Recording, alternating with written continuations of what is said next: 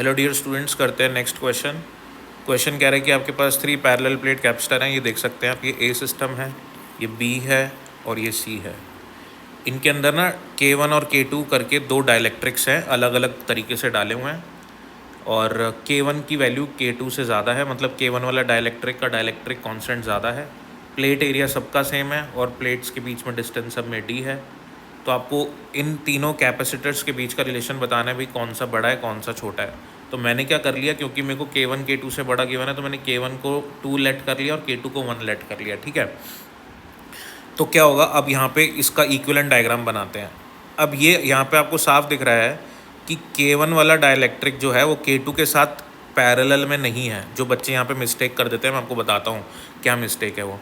K1 और K2 आपस में पैरेलल में नहीं है। क्यों? क्योंकि अगर मैंने यहाँ पे कोई वोल्टेज दिया, सपोज़ यहाँ पे 6 वोल्ट दिया और यहाँ पे 0 वोल्ट दिया, तो इन दोनों कैपेसिटर्स के इस साइड पे 6 वोल्ट है, इस साइड भी 6 वोल्ट है। लेकिन क्योंकि मैंने यहाँ K1 डाइलेक्ट्रिक डाला है, यहाँ K2 डाइलेक्ट्रिक डाला है, तो ये वाला सिस्टम एक कैपेसिटर के जैसे बिहेव करेगा। तो ये कुछ कैपेसिटेंस, कुछ वोल्टेज कंज्यूम करेगा ये, तो यहाँ पे x वोल्ट आएगा। और ये अलग कैपेसिटर है क्योंकि इसका डाइलेक्ट्रिक कांस्टेंट अलग है, तो ये एक अलग कैपेसिटर के जैसे बिहेव करेगा। तो इसके यहाँ पे कुछ और वोल्टेज आएगा, लेटस से y आएगा, इसके यहाँ x आएगा। अब दोनों के एक साइड पे तो 6 वोल्ट आ रहा है, लेकिन दूसरे साइड पे सेम वोल्टेज नहीं आएगा, क्योंकि दोनों का वोल्टेज का कंजम्पशन सेम नहीं होगा, क्योंकि दोनों का कैपेसिटेंस सेम नहीं है। इसलिए ये दोनों पैरेलल में जो है नहीं ले सकते हम। तो हम क्या करेंगे, इसको डिवाइड कर देंगे ऐसे। अब ये K1 और ये वाला जो K1 है, इसका आधा टुकड़ा, इसका आधा टुकड़ा, ये दोनों हम बोलेंगे सीरीज़ में। एक ये है सीरीज़ में, एक ये है सीरीज़ में, और दूसरी साइड पे ये वाला टुकड़ा और ये वाला टुकड़ा आपस में सीरीज़ है। और ये दोनों टुकड़े आपस में कैसे कनेक्टेड है? पैरेलल में, क्योंकि ये पूरा का पूरा इस साइड और इस साइड सेम वोल्टेज होगा ना। इन दोनों की कंपैरिजन, भाई इसको पूरे को ले लो इधर इधर वोल्टेज, और इसको पूरे को ले लो इधर इधर वोल्टेज, सेम आएगा। तो ये पूरा सिस्टम और ये पूरा सिस्टम आपस में पैरेलल में है। ऐसे ही लेके चलेंगे, बस इतना ही करना है अपन को क्वेश्चन में, इस चीज़ का ध्यान रखना है बस, है ना। तो अब मैंने क्या करा, इसको आधा तोड़ के इसको C1 इसको C1 माना, और क्या करा, इसको C1 और इसको C2 माना। ठीक है, अब C1, ये मैंने इसका इक्विवेलेंट डायग्राम यहाँ बना दिया, ए वाले का C1 और C1 अब C1 क्या है, ध्यान से देखेंगे तो C1 की वैल्यू, ये मैंने C1 की वैल्यू ली है, ये वाली। तो C1 की वैल्यू होगी 2, क्योंकि इसका डाइलेक्ट्रिक कांस्टेंट क्या है, 2। K1 है ना, K1 को मैंने 2 माना है। तो किसी भी कैपेसिटर का कैपेसिटेंस होता है K एप्सिलॉन नॉट A/D।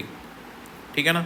अब डाइलेक्ट्रिक कांस्टेंट है 2, बीच में एयर है, एप्सिलॉन नॉट है ना, 2 times of epsilon not A, क्योंकि प्लेट एरिया तो A ही है इसका, प्लेट एरिया A/2 है, सॉरी प्लेट एरिया A/2 और D/2, तो 2 कैंसिल हो जाएगा।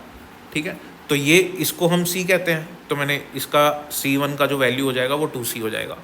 ऐसे ही मैंने C2 के लिए लिखा है, C2 ये है, C2 मेरा प्लेट एरिया इसका A/2 है और डिस्टेंस बिटवीन प्लेट्स D/2 है। तो इसके लिए क्या बनेगा, K इसका 1 है, क्योंकि K2 की वैल्यू मैंने 1 लेट कर रखी है। ठीक है ना, तो 1 epsilon not A/2 D/2, 2 cancel हो गया, तो एप्सिलॉन नॉट A/D यानी कि C बचा मेरे पास। अब इसी को पूरे में लेके चलेंगे अपन। C1 की वैल्यू ध्यान रखेंगे 2C रहेगी और C2 की वैल्यू C रहेगी। अब ये सीरीज़ कॉम्बिनेशन, तो CA मेरा टोटल आएगा इक्विवेलेंट, C1 और C1 सीरीज़ में, यानी कि 2C और 2C सीरीज़ में कितना हो जाएगा, 2C/2, तो 2 कैंसिल हो जाएगा, C बचेगा। C1 और C2 सीरीज़ में, तो सीरीज़ में अपन क्या फॉर्मूला यूज़ करते हैं, C1 × C2/C1 + C2। अगर 2 लगे हो ना सीरीज़ में, तो उनका इक्विवेलेंट निकालने का ही तरीका है, C1 × C2/C1 + C2। जैसे मैंने इसके लिए यूज़ किया, 2C था, तो 2C × 2C/2C + 2C यानी कि 4C हो जाएगा।